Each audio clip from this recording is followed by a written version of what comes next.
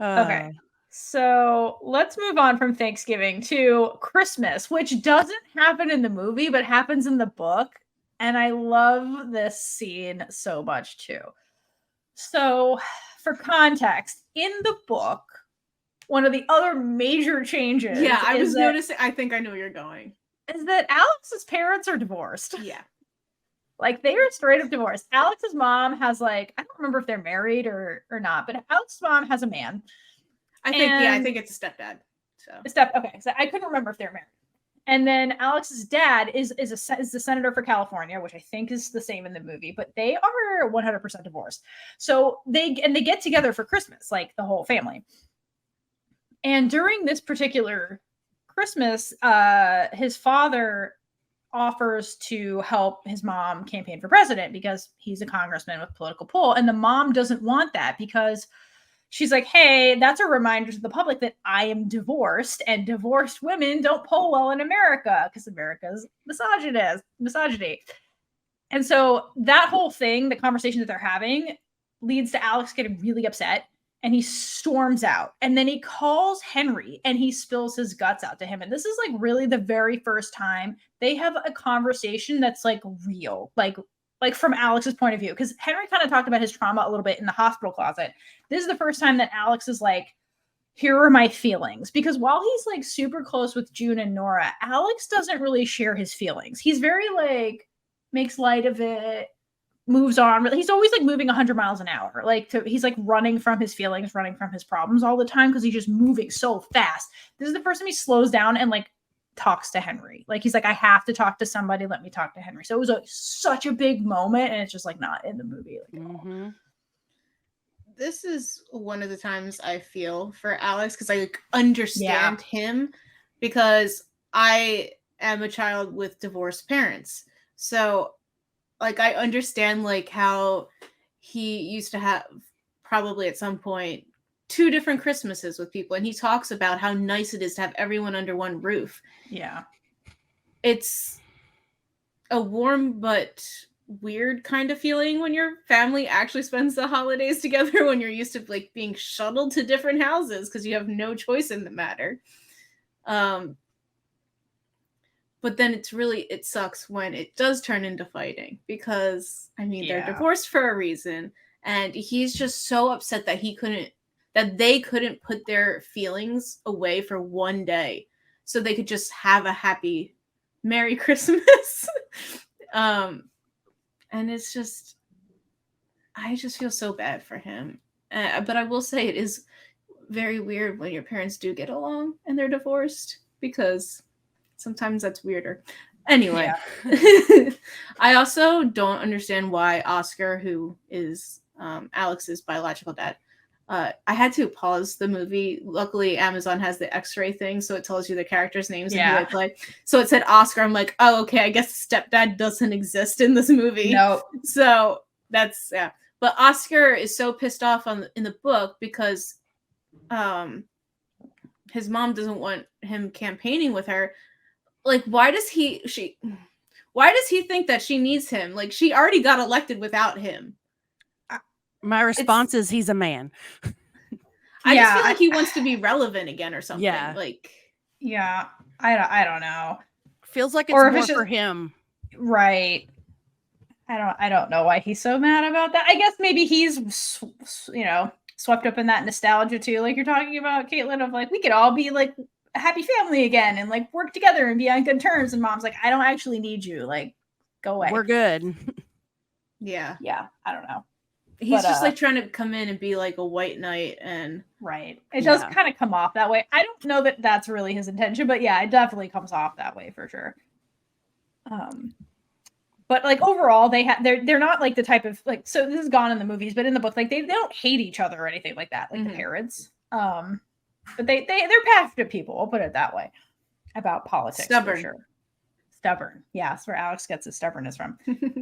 But during this conversation with Henry, one line that really like stood out to me is that Henry basically tells him, he's like, I'm here, I'm listening. And like, that's all Alex really needs in this moment. And Alex admits to Henry that he really doesn't have a lot of friends aside from June and Nora. And so in this moment, he has somebody who's in like solely on his side, like just there to listen to him. Because like that White House trio, like, you know, they're kind of together by circumstance a little bit too. And like Nora and June seem a lot closer than like they are with Alex and things like that. So like while he has support, he doesn't have somebody who's like just there for him. So like this is kind of like the first time he has that. And it's big. It's true friendship. I mean, more than that, but like at least friendship, because yeah, totally. To have someone willing to talk to you at any time of the day, like it makes your heart happy. And he let B take the biscuits. You know how big that is? Like, no, you can take the biscuits, it's fine. Not American biscuits. Yeah, like American cookies. Like if you give me the cookie. Kaitlynn and her cookies. I love cookies. It's my favorite food group. It is good. Another thing I love about this conversation too is that it's really revealing about who Alex is. And this is when I really started to like Alex a lot as a character. Is when we started really getting into him. Because the conversation he has with Henry here, he basically admits that like he's used to people telling him he's great, but he isn't used to people telling him he's enough.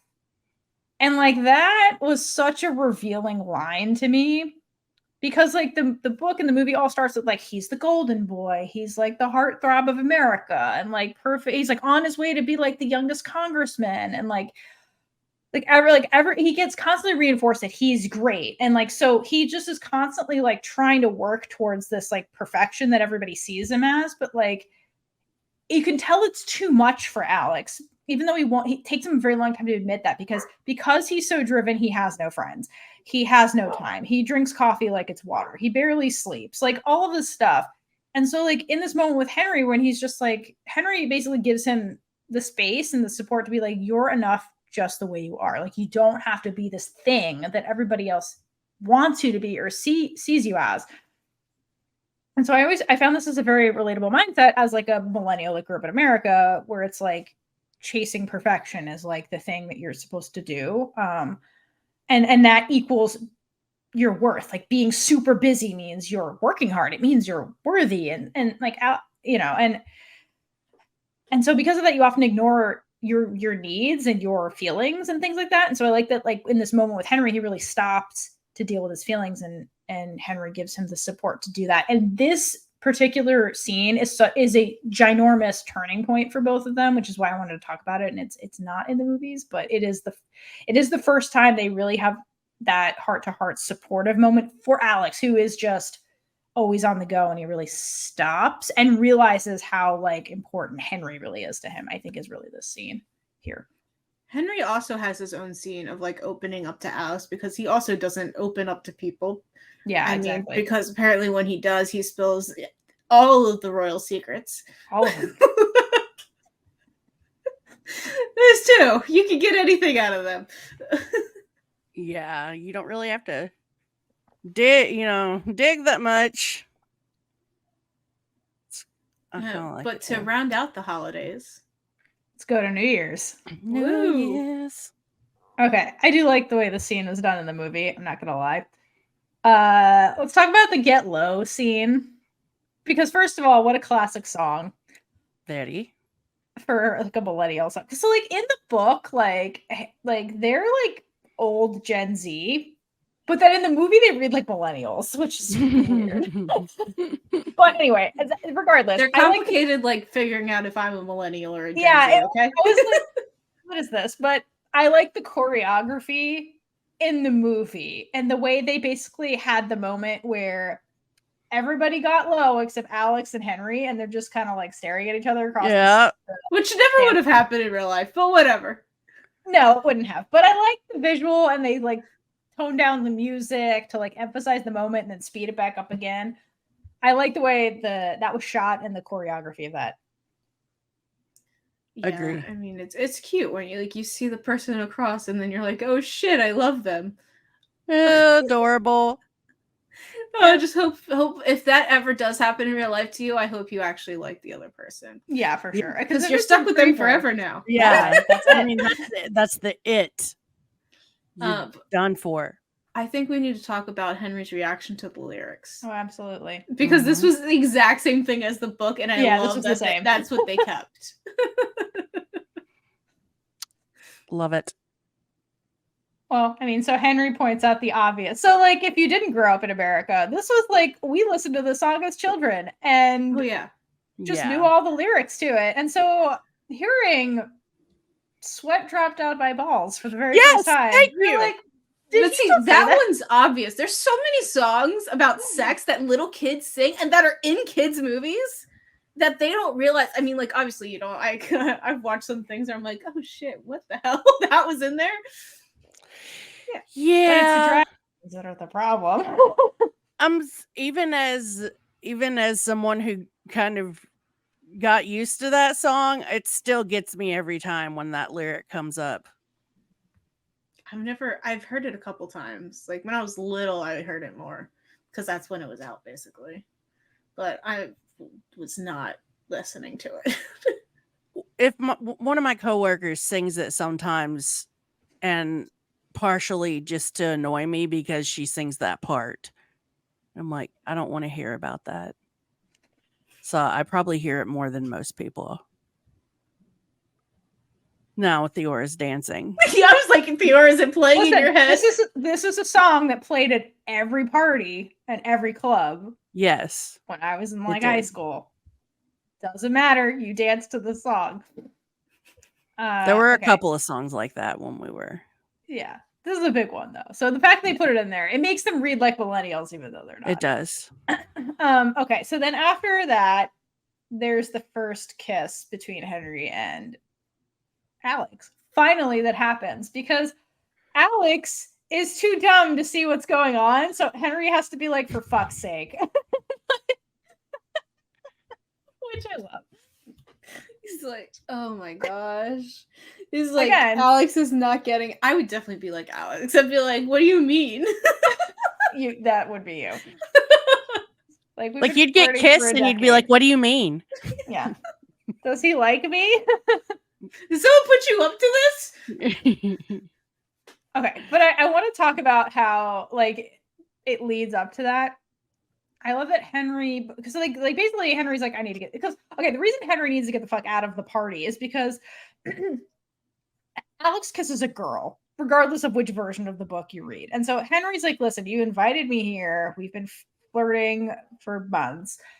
And you're kissing girls in front of me. Because in the movie, it looks like an accident. But in the book, he kisses Nora. So it's weird. So Henry's like, I need air. So he goes outside. And he's like by this tree. And it's far enough away that like, no, I guess nobody can see them. And he starts talking to Alex about like, do you ever wonder what it would be like to just be like an anonymous person in the world? And this is something that comes up multiple times for Henry. Because the difference between the two of them is like, well, they're both political figures in their own way. Like they're not running for office, either of them, or holding an office. It's just they're in the public eye because of politics. Like Henry was born into it, so he had no choice. Whereas Alex wants to be in this. Like, yeah, his mom is president, but he's like trying to be a congressman. He's like, I want this life where I'm in the public eye. And Henry's really surprised by that. Yeah, I think that's part of Henry's hesitancy with like Alex is because he's like, if I'm with you, then I'm trapped in this life forever that I don't want. Because here he is musing about what would my life be like if I could be an anonymous person, just kiss whoever I wanted, date whoever I wanted without having to like think through NDAs and like the royal image and like all these complicating factors that force Henry to like be closeted, essentially from like his true self be closeted. So I love that he's talking about that. And then I wanted to discuss like the framing of the two of them in the scene, like as they're talking about this and then like when they kiss. So in the scene when Henry's kind of talking about this, Henry is completely like, he's in the shadow a bit. And then I think when they kiss, it changes. So like the shadow of the tree to where it's like Alex is kind of like in Henry's position, like metaphorically, which I love because with the lead up of this conversation. So it's kind of like I'm dragging you into my world a little bit. The shadows where you're trapped in this public figure. Because if you think about it from Alex's point of view, to date Henry, like now you are trapped in Henry's public life, which is very rigid and centuries of just like rules and stuff. And Repression. it's very different from Alex's public office, like choosing to live in the public eye. There's more flexibility to be an American politician than to be a royal member like of England. So I like the way it's framed. It's kind of like metaphorical of their situations. Mhm. And I love it. I kept getting distracted by the obvious fake snow in the scene. Aren't you always? There was fake snow in the scene. It's because it's New Year's. I know. I'm just. It didn't look great. I honestly didn't care. I just was happy with the acting and the cuteness. Well, it was coming down, but the hair wasn't really moving. Then it just like went on their clothes, and they did get it to dissolve, but it was like really weird, kind of. I feel like because it was like very flurries coming down. Unless if you have like a big snowstorm, I feel like it's different. Also, if you have maybe like actual snow while filming, so like that you could just like sprinkle down as well, but it just seemed really weird and just like layered on top. It probably was. It definitely was. I know exactly how they did it, but yeah, just saying. It was distracting me. Because of course it was. Of course it was. So let's talk about a really distracting scene. Let's talk about, in general, the intimate scenes that happened in this movie slash book. So we had the pleasure of talking to Robbie, who was the intimacy coordinator for Red, White, Royal Blue. Check out our interview with him to learn about if you haven't already. If you haven't already, he's really cool. He couldn't talk specifics because of the strike at the time we interviewed him, but so much work went into this. What did you think of the intimate scenes in Red, White, Royal Blue? It was very tasteful. Agreed. I really liked that Alex was like, but who does what? And he was just like so nervous about it. So cute. Yeah, it was just really adorable. And I like that at the front of everything, there was always talking about things and like never assuming. So I feel like a lot of scenes with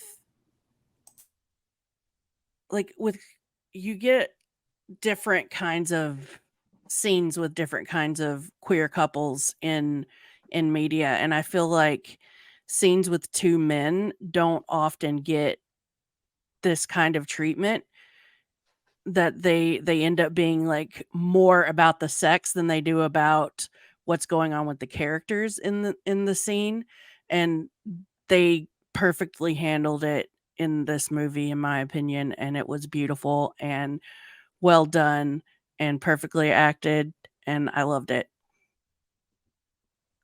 Agreed. I want to talk about the book too, and then I'll talk about the movie. Okay, so first of all, in the book, it's very fade to black intimate scenes. Okay, so but there's a lot. No, there's a lot, which to be fair, which is great because yes, but they're fade to black. And if you don't know what that means, it means like sex is not discussed. It's like lead up, and then there's like hints at stuff, and then the scene ends. And so there's a lot of people who are just like, I've seen on TikTok who are like, wow, how do like people read this book in public? It's a spicy book. And it's like, bitch, have you ever read fan fiction? Like, this is nothing. Like, what are you talking about? Like, it's not anything. Like, it's not. This is trad published YA. They don't do explicit sex scenes really, because you're not going to get published in the age group if you do that. It's so weird. I was like, dude, read a fan fiction. Like, get out of here. This is not smut at all. Like, this, first of all. You learned a lot if you were little and read. I was honestly, like 10. Fan fiction is like real sex. You learn a lot from fan fiction. Yeah, it's not reading this book. So first of all, so it's really not anything. Okay. Gripe about the movie though, and not the book. So the first time they, I think, hook up in the movie is when they're at whatever that event is. And they get alone to like Alex gets Henry alone and makes out with him in some room for like a minute. And then the bodyguard's like, oh fuck, in the red room. And the bodyguard is like, shit. So it's like cat's out of the bag to his bodyguard, Alex's bodyguard. I think it's Amy in the movie. Yes. And then they go back in the room, and Alex is basically like, listen, here's what's going to happen. Like, he takes charge, and he's like, here's what's going to happen. He's like, you're going to meet me in my room after this, and I'm going to do really bad things to you. Then we cut to the room. Alex does not do bad things to Henry. Henry does things to Alex. So I have a problem with that because, like, what the fuck was that? Okay, so I think it's Alex being very confident in public and, like, able to talk. But when it comes to being private, he's just very insecure more, like just very unsure of himself. So he has like a public persona, even though it was still not public, but he was trying to be assertive. And then when it came down to it, like he was feeling it in the moment. This has happened to me. You're feeling it in the moment, but then later on you get really insecure. You're like, wait a minute. I'm just saying that's not how that goes down in the book. Alex is true to his word in the book. Yes. So I have a problem with that because I'm just like, Alex, what are you doing? He does nothing. And I'm just like, boy, who wrote these lines? Then when we get to like the Paris love scene, which is like the big penetrative sex, like love scene. Dickinson vibes. I think we talked about this when we did the reaction video, but the fact that, like you said it, Kaitlynn, very tasteful, because it's just like the intimacy is clearly there of everything and the communication, like you said, and then they have those shots of just like the hands and like, yeah, it's very soft. Like the lighting is like that golden lighting. The music is very like intimate. Like it gave me Dickinson vibes in the last season when they had the Emma Sue like intimate scene that was done like this. We should have talked to Sophia about that. Oh, well, there's no music in it. There was nothing to talk to her about. They cut. She the talks music about out. that scene. No, they cut the music out of that scene. It's just them breathing. Oh, there's stuff under it, but wasn't there? I'm pretty sure because she talked about that scene, how it kept getting rewritten and stuff. Yeah, so I think there was maybe music originally, but the director has talked about it. They cut all the music out of it. Because like what was supposed to happen is the Taylor Swift song was supposed to be playing. And then they cut it because they're just like, we want to hear them breathing because that made it more intimate. Whereas like in this scene in Red, White, and Royal Blue, their theme song is playing during like the combined theme song of like their two themes are playing in this particular scene. And she said in this movie, they had to like redo this one a bunch of times. Because this is like the big pinnacle scene. But I'm talking about the shot for like the way it was shot compares to Dickinson. And like that intimacy feel. Because like that was one of the first times I ever really saw that kind of like intimacy in a queer scene. And like it worked. It works so well. And they almost emulated that here in the Henry and Alex scene. So it is clearly like a very intimate scene, just the way it's done versus like a sex scene to have a sex scene, if that makes sense. It does. Yes, absolutely. You know, so 10 out of 10, 100 out of 10. It was great. Loved it. Loved it. All of their intimate moments are adorable. All right. So another big scene is like the Texas lake house. So that's the first time I think that Henry hangs out with like Alex's dad. So I kind of wanted to get you guys' thoughts on like book versus movie, overall thoughts about the lake house stuff. Can we just address Pez real quick? Oh yes, let's address Pez. I mean, I know he has barely a role in the movie. He does. But I feel like he barely had a role in the book as well. So like he was there to be like Henry's business partner. He's like Henry's best friend. And he's like Henry's Nora in a way, although they never dated. But so they're like really close best friends. And he's like the only person that kind of knows Henry for who he is. So that's what makes Pez significant, aside from like Beatrice. Hence why like they're working on philanthropy projects together. So like open like youth queer centers and like things like that. And Pez, I think what Henry likes about Pez is that Pez is 100% himself. Like he always comes in like extravagant outfits. He has all the confidence in the world. He's just like his emotions are on his sleeve. Like, I think he's everything Henry can't be. And I think that's why they're such good friends. And in the book, Pez is really into June, who's not in the movie. And so Pez is into Nora, which was weird for me. I was like, really? But in the movie, gripe I have with Pez is like his role was so minimal. Like, why even have him there? Mm-hmm. Like, he was barely. They don't really talk about the philanthropy. Like, why was Pez even in the movie? Also, Henry has his sister, so like he already does have somebody he can talk to. So like Pez could have been cut out. Yeah, like in the movie. Although, like, can the princess really come and like visit? Like, I don't know that she would have the same schedule as Henry. So like maybe no, but I don't think Pez added much to that scene. So he added nothing. That was my problem with Pez. Like, he added nothing to the movie at all. Even at the lake house, he was there, right? And yeah, why was he there? Like, I don't get the decision. You get one shot of like Nora and him together. Yeah, and it's like they had a volleyball scene. I'm like, I guess you needed another person to play volleyball, so it's 2v2. But like, yeah, Pez being there was pointless. That was a problem I had with the movie. Like, you just cut him out. There was no point in having Pez in the movie, to be honest. No. Agree. Oh, I said like that's why I'm not upset that June wasn't included, right? Because I feel like they would have ruined her.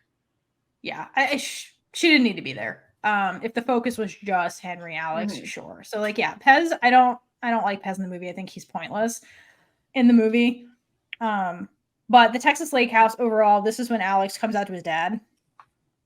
And I do like how this is handled because there's like anxiety from Alex because his dad is Catholic and he's like, how's he going to take it? But like, dad sees the writing on the wall and he invites Henry over and he's like, give me some slack, man. I'm a California senator. Like, come down.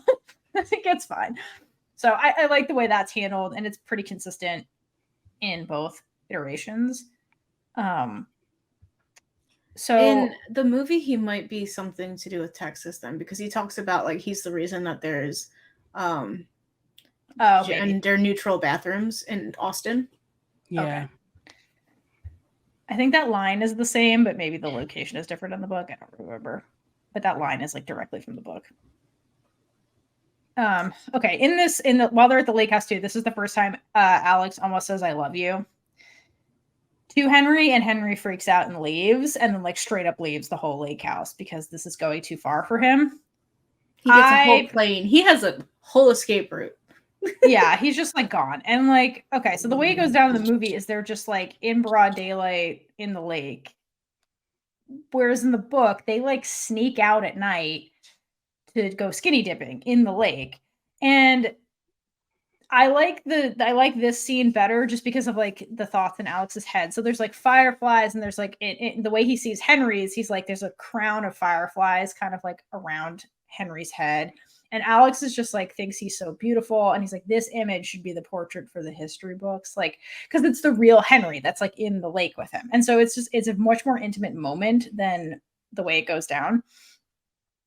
And this is when Alex kind of like has his like, okay, I know what I want kind of from life moment, where he says to Henry, I never learned to be where I am.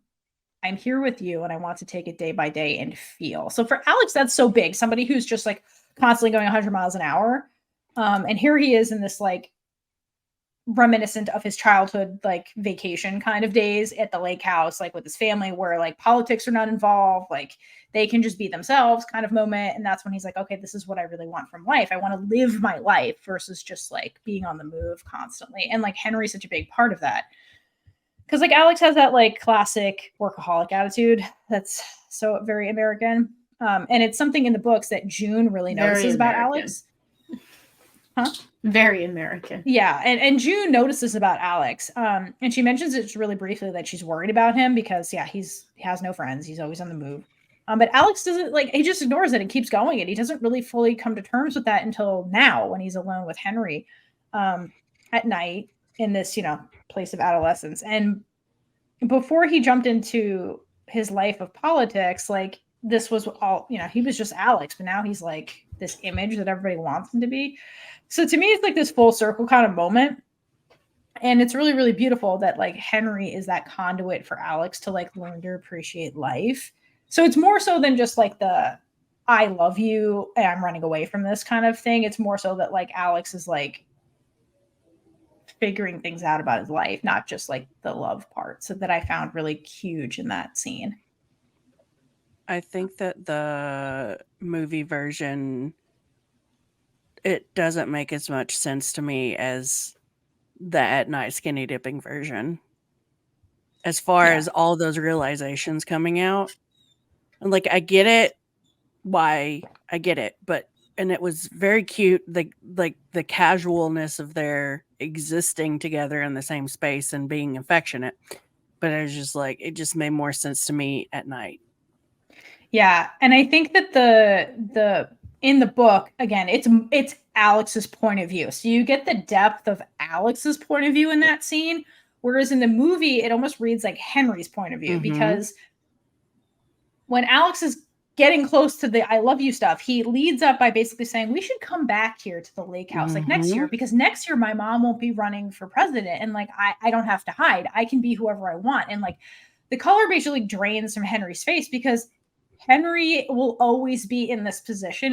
He didn't choose this. He can't really easily choose to leave it. So, and Alex doesn't seem to understand that about Henry. Like, he's like, for me, this doesn't go away next year. Like, I'm always going to be the Prince of England. Like, it doesn't go away. So he's like, I can't have the fantasy that you're explaining right now. So when Alex is getting close to the like, I love you part, he's like, no, like, you're clearly planning for a future that cannot happen. So Henry just like jumps in the water to like stop it. So yeah, it reads more like a Henry point of view scene than an Alex point of view scene in the movie, which is great and like is needed, but it's telling two different stories basically based on which scene you're enjoying. That's what I was going to bring up, is that like I understood what Henry was feeling because as soon as I saw his face I was like, oh shit, that's why he's running, is because he can't be what Alex wants. Yeah. And he can't have that. Like, he can't even entertain a realm in which he can have that. So, of course, he's got to run. Yeah. And to, like, Alex's point of view, he's like, Alex clearly wants this. We weren't supposed to, like, get this far. And he's like, I can't give you what you want. Also. So, yeah. It's very heartbreaking on him. Because he runs away either way. Because, like, I think Henry is definitely feeling that in both scenes. But, like, it's more obvious in the movie that that's where Henry's at. I do like that you get to understand that. Which is like what you said, it was needed, but yeah. But they complement each other. So they do. You know, that's why like the movie's not total fan fiction. Like you get some Henry point of view that you just don't get as evidently in the book. Right. They complement each other. I love the Firefly crown description. It's just really cute. Oh, and the other thing that was really funny in the reason Henry leaves in the book is he's like, these fucking mosquitoes, what are these damn things? I'm gonna get malaria. I can't get malaria. I'm leaving. Because that's his excuse to leave. And I thought that was hilarious. Do they really not have mosquitoes over there? Well, maybe not where he lives. There's maybe no swamps. But I thought that was hilarious. Like, I can't get a tropical disease. Just leaves. I love it. All right. So other big scene that's really cute and romantic is the night at the museum. So Henry takes Alex to the V&A, the Victoria and Albert Museum, after hours. What did you guys think about that? I thought it was super, super, super important and a really great way for Henry to show Alex what he like. I can't seem to like get across to him, but at the same time, everything with that scene is showing Henry's. It's showing Henry. Like, that museum is like Henry, and basically it's Henry showing Alex himself. After Alex already showed Henry himself in Texas. So he's like, hey, you want all these things, and as much as great as that is, this is me, and you didn't seem to understand that, so here it is. I'm showing you. But That's also red they light. dance. It was both sad and adorable at the same time at the like going through. But I got chills remembering. They're multiplying. Sorry, every single time. I know, that all was in that my goes brain. in my head. But the dancing was so cute. Yeah. Like, can't The help dancing was falling cute. in love. Because like they can't help falling in love with each other, even though they aren't supposed to. I just love bittersweet scenes and Yeah. kind of like scenes with a sad edge to them. Yes, that we know, involve... guys. 2 of you. We like angst, okay? I'm like, hey. I love this scene. It's one of my favorites. I love it. I think the whole thing, first of all, I like how they get there. Because Henry doesn't own keys. That's one of the things he says. Because Alex has always got his house key on him, but Henry's like, I don't think I've ever owned a key. So he gets in because he like basically bribes a guard. It's like, can I borrow the key? Because technically I own the museum, but can I have the key? It's like he owns the thing, but he doesn't own the key to access Wait, it. they do own the museum?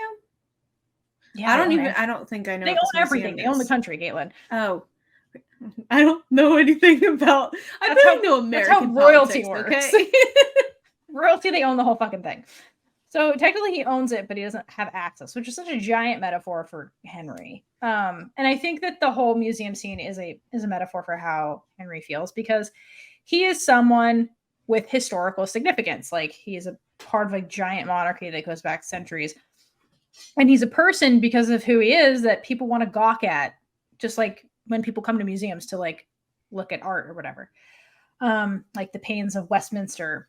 And there's history in every single gene of his, and no one will truly know his full story because people see what they want to see, kind of like Alex. But in the context of the museum, like the V&A, like few can access the key to see it all. And so Alex in this moment has the key to see Henry, and he's in awe this entire time they were in this museum. Because being alone in this museum with Henry, it's like seeing Henry's authentic self, and it's beautiful and mysterious, and Alex can't get enough of it. And that's constantly what's going on in his head. And for Henry, it's really heartbreaking because he's like, this was my escapism when I was a kid, because I can't go out in public. I can't just, like he was saying before they kissed, he's like, what would it be like to be anonymous? Like, an anonymous person could just go to the V&A and enjoy it. But he's like, Henry's like, I can't. If I come here, people aren't going to be looking at the art. They're going to be looking at me. And then I can't enjoy myself. So the only way he can enjoy things is like all alone, which is really sad and heartbreaking. And the only time he can be himself is when he's, kind of alone. And so he has that fantasy that he conjured. He's like, this was my safe place that my dad used to take me to by myself, so I can enjoy something. Like, how cool would it be to bring a boy that I loved here and like just have a special moment with him? And I do like the way this was done in the movie, where he's having this thought and then Alex plays the song, because in the book, Henry plays the song. And so it's like in the movie, it's like Alex is like, I understand that this is important to you. Like, let's do it. Like, I want to be that person for you. So I do love that he initiates the dance scene, and it's really meaningful to Henry. That Alex is the person that's going to do it. I also love, before they get here, they go down Prince Consort Boulevard. And Alex is like, oh, is that what's happening? I mean, he is the Prince Consort. Yeah. So I do love that. Can we pause really quickly? Yeah.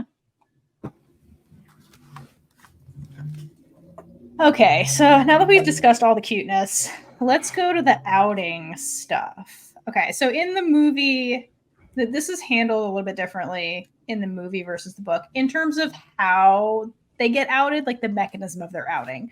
So in the movie, there's the Miguel plot. He's like the nosy reporter that's hooked up with Alex, I guess, versus the Rafael Luna Richards campaign plot in the book. And so both of those lead to the inevitable outing of Alex and Henry's relationship. So I just wanted to get your guys' takes of like your likes, dislikes of these plots.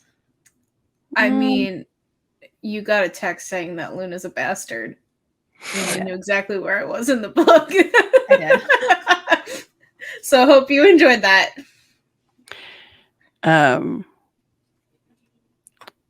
I don't know. I didn't have like overabundance of opinion on the differences. It was just kind of almost 6 of one, half a dozen of the other, except I didn't so much in I always kind of cringe when there's a queer villain like that, like revenge. I don't know. It's just so petty.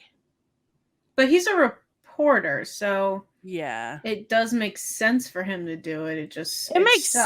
sense. I'm saying that it's a personal thing where it just makes me cringe a little because of the history in media of queer people being turned into villains, et cetera, et cetera.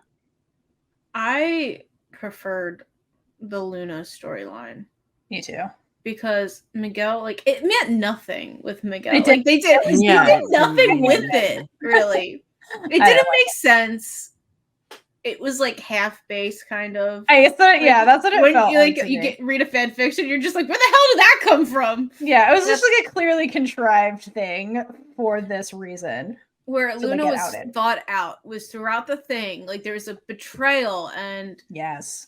then it just finally comes out that Rafael, switched sides so he could go basically undercover and expose the Richards campaign and helped Alex in the long run.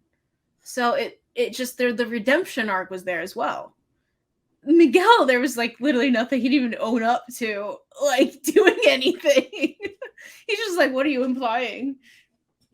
Yeah, okay. So I think both plot lines are despicable in the sense that they're motivated by people trying to get a career advancement. So it's like Miguel is trying to expose this big sex scandal to like get hits for his magazine or whatever the fuck he's doing, and to like get on TV to talk about this breaking story.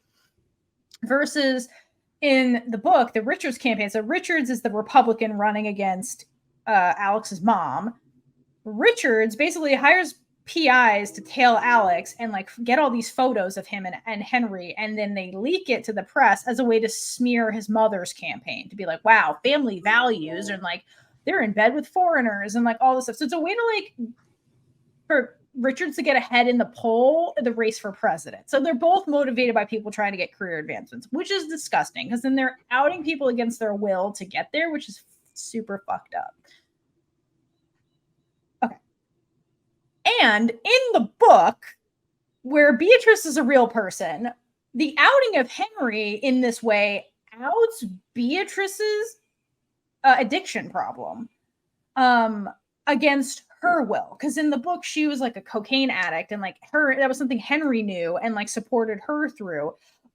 But her reaction to this is very different than Henry's, whereas Beatrice is like, I'm relieved that I don't have to lie about this anymore, because per royal etiquette you have to shove anything bad in the closet, and she's like, fuck it, like I'm a recovered addict, I don't have to lie about this anymore. But like she's outed against her will because of what they gave her something in the book. Like she's a real person in the book. Like either way though, the families handle them differently, which I think we have in another section maybe. Henry coming out versus Alex coming out, their families have different reactions to them. But Rafael, like, he didn't go into the other side for career advancement though. It was just, I mean, he did. No, Rafael is not the one that outs Alex. Richards outs Alex because he's trying to get ahead in the polls. That's what I mean by. Oh, okay, all right. So you're not talking about Rafael. Okay, Rafael Luna is part of the plot line, and so, yes, no, Richards is Luna's part of that plot line. I think Luna perhaps was trying to get a career in fence because, like, okay, so what happens with Luna is Luna essentially, like, there's a big history with Luna and Alex. So Luna is a Democrat. He's an out gay, I think, politician, which is a big deal in Texas because Texas is Texas. And so he's a hero to Alex. And so what happens is that Luna kind of distances himself from Alex throughout the book, and then it's revealed later who Richards's vice president is going to be, and it's Luna. So he's like, he's an independent, and then he like goes to the Republican team against Alex's mom. So Alex takes that as a betrayal. I don't know if I was oblivious or something, but that caught me off guard. Yes, it's supposed to, because it's from Alex's point of view. So you don't see it coming. And then Luna does this thing that's basically a big betrayal, because he's trying to be VP by joining the Republicans to tone down the crazy that is the Republicans. Because he's this like gay, queer, somewhat progressive-ish person. But Alex sees that as a big betrayal, because he's like, I helped you, get your career going. Like, this is super fucked up. And so there's this quote that I love from Alex, because it just shows the depth of the betrayal. And he says, talking about Luna, was supposed to be me in 20 years. I was 15 the first time I met him, and I was in awe. He was everything I wanted to be, and he cared about people and about doing the work because it was the right thing to do, because we were making people's lives better. I was never more sure I wanted to go into politics than when I went to Denver. I saw this young queer guy who looked like me sleeping at his desk so that kids in public schools in his state could have free lunches. And I was like, I can do this. So like Luna was such a big deal for him in terms of like what he wanted to do with his life and why, because Alex genuinely wants to help people. And so he sees Luna and then he's like, yeah, I relate to this guy because representation matters. So like this felt like a huge betrayal to Alex. But then we learn the depth of this plot and why it's so despicable, because what happened to Luna before he even meets Alex. Because Luna was an intern for Richards back in the day. And Richards was a sexual predator. Surprise, surprise. And he basically like propositioned Luna once to be like, come home with me and you can get career advancement and shit. And I thought this was so important because, like, this is a queer thing that, like, is read as queer, but it really isn't. Because, like, Richards used to do this to, like, the female interns, too. And Luna basically says, it's not about sexuality. It's about power. Because a lot of these Republican men get in these they're always against gay people, but then they get caught in gay sex scandals. And I think this is important to talk about, and I love that it's in this book, because it's not about being gay. It's about power. Like, Richard was in a position of power over Luna, and he's like, I can exert my power over you and get you to do whatever I want. And that's what these Republican guys really love to do. So it goes to show you, like, the lengths that that Richard will go through to, like, get what he wants. So it's no surprise that later he outs the Prince of England and Alex to get a leg up in politics.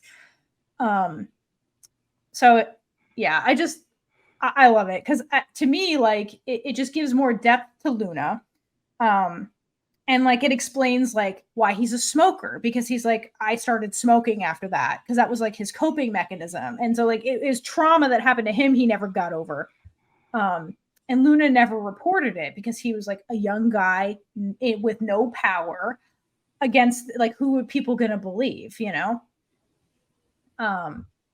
like, it's gross. And Richard also had this file on him, and he's like, hey, if you ever like try to go against me and say that I did these things that I did, I'm just gonna like ruin your career forever. So like it's just classic predator shit. And so, like you said, Kaitlynn, like when Luna got this opportunity to be the vice president, he's like, oh, maybe I can finally expose this guy if I get access to his shit, because he's been holding my secrets over my head. So I like the political intrigue that's in this book a lot more with this plot line. I love that Luna sends Nora. We don't know it's Luna, but Nora gets like all these files like coded, and Alex takes one look at this code and notices that it's the address to a Five Guys and like one like bacon double cheeseburger. Like this is the code. So it's like the Five Guys address and Luna's order for Five Guys that Alex used to pick up for him all the time. Exactly. When they were in Denver. Yeah. So yeah, I love the depth of this plotline a lot better. And I agree with you with Miguel. It's classic for a rom-com, but like Miguel was barely a person. So I wasn't really. It just had Miguel- less like motivation behind it that made it. It was not really interesting. I thought it was interesting that they did imply that like him and Alex were a thing in the past, because that's different from like the book. Yeah. And that happened early in the movie too. So I was just surprised by that aspect, and I was like, okay. But ultimately, Miguel was very flat, and it was boring compared to this. Yeah, plotline. Miguel, like I thought it was going to be like right after that, the DNC.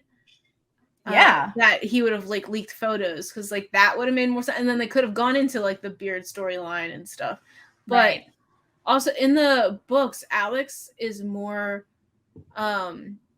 inquisitive about everything, like trying to find out what's going on with this person and that and that. And I feel like that's kind of where they got Miguel from, because he kind of took on that person, and Alex isn't like that in the movie. Mm-hmm. So it's like Yeah, I only can one see that. person can be like that. Yeah, that is true. But so yeah, I agree. I think the Luna plotline was way better. And plus, then you get an extra queer. So again, they're erasing another queer person from the mix. But like we get Miguel, who's like, I don't know. I guess a mixture of like Luna and like Liam, and like I don't know. It was just weird. But yeah, I guess he would be Liam as well. He's technically Liam, like I guess, which I like the Liam plot, but whatever. All right, so that's that. And then yeah, they both get outed. Other thing I want to talk about was like the use of music in the book, because music is a big part of like Henry in particular.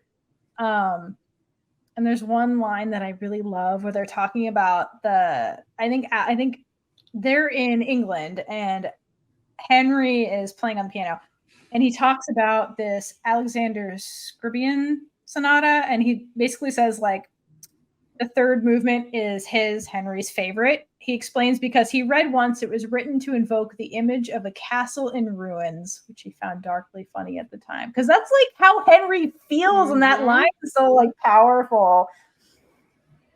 Damn, poor Henry. It's very potent imagery. It is. And I love that he's always playing the piano, and I do love that Sophia took that into account when creating their themes, and she was very conscious of that. And same thing with Alex. Like Alex's theme is like guitar based, and so when they go to the lake house, for example, there's a whole scene, I don't think it's in the movie at all, where like Oscar's playing the guitar. They sit around the fire and play like the guitar and stuff. So it's like, it's very like, it has the feel of both of them, and I do love that. We got them playing the piano together instead in the movie. Yeah, exactly. We got them playing the piano together instead. But I love that their instruments really like fit their personalities and the way that they are drawn to music, use music, relate to music. It's very powerful. I like that aspect in the movie, in the book, and it does translate in the movie pretty well. I don't notice music as much.